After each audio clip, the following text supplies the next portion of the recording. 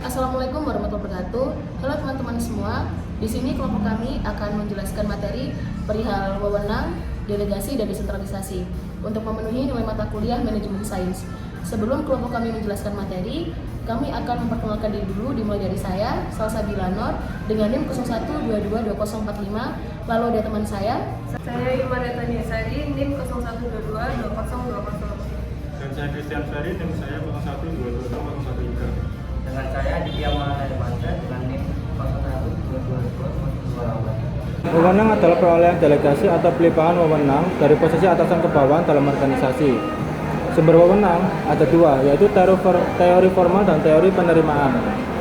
Pandangan wewenang formal menyebutkan bahwa wewenang adalah dianugerahkan. Wewenang ada karena seorang diberi atau dilimpahi atau diwarisi hal tersebut. Pandangan ini menganggap bahwa wewenang berasal dari tingkah masyarakat yang sangat tinggi dan kemudian secara hukum diturunkan dari tingkat ke tingkat. Pandangan teori penerimaan menyanggah pendapat bahwa dapat dianugerahkan. Teori penerimaan berpendapat bahwa wewenang seseorang timbul hanya bila hal diterima oleh kelompok atau individu kepada siapa wewenang ada di dalam yang dipengaruhi, bukan yang mempengaruhi. Contoh wewenang, seorang lurah menerbitkan KTP, sedangkan contoh tanggung jawab adalah karena tanda tangan Pak Lurah ada di dalam KTP tersebut, maka Pak Lurah mempunyai tanggung jawab atas keabsahan KTP bersangkutan. Delegasi merupakan pihak yang menerima wewenang lebih dari satu orang atau dengan bantuan sejumlah orang. Contoh dari delegasi adalah seorang manajer umum dari Departemen Penjualan yang meminta bantuan manajer penjualan untuk menyiapkan kumpulan dan tenaga penjualan. 4 kegiatan yang terjadi ketika delegasi dilakukan. Yang pertama, pendelegasian menetapkan dan memberikan tujuan dan tugas kepada bawahan. Yang kedua, pendelegasian melimpahkan wewenang yang diperlukan untuk mencapai tujuan atau tugas. Yang ketiga, penerimaan delegasi, baik implisit atau eksplisit, menimbulkan kewajiban atau tanggung jawab. Yang keempat, pendelegasian menerima pertanggungjawaban bawahan untuk hasil-hasil yang dicapai.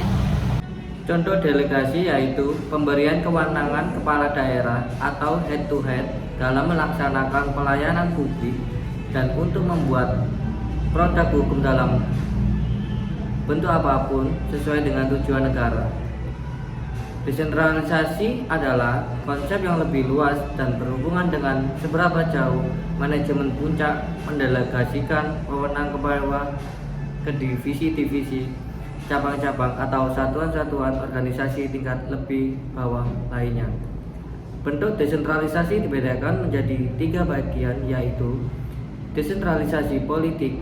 Yang pertama, desentralisasi ini melimpahkan kewenangan dari pemerintahan pusat yang meliputi hak mengatur dan mengurus kepentingan rumah tangga sendiri bagi badan-badan politik di daerah yang dipilih oleh rakyat dalam daerah-daerah tertentu.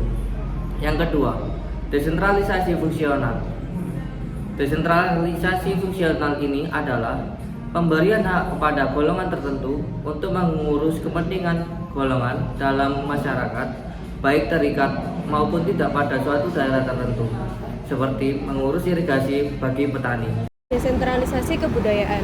Desentralisasi kebudayaan yaitu pemberian hak kepada golongan minoritas dalam masyarakat untuk menyelenggarakan kebudayaan sendiri, seperti pendidikan, agama, dan lainnya. Fungsi desentralisasi dilihat dari fungsi pemerintahannya. Desentralisasi memiliki segi positif, yaitu 1.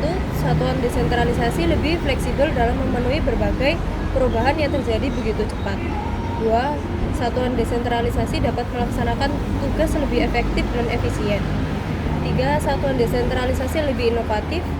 4. Satuan desentralisasi mendorong tumbuhnya sikap moral yang tinggi, komitmen, dan lebih produktif.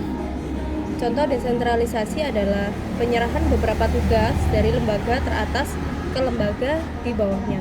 Contohnya, pemerintah daerah yang membantu tugas pemerintah pusat agar pekerjaan lebih efisien dengan cakupan yang lebih meluas.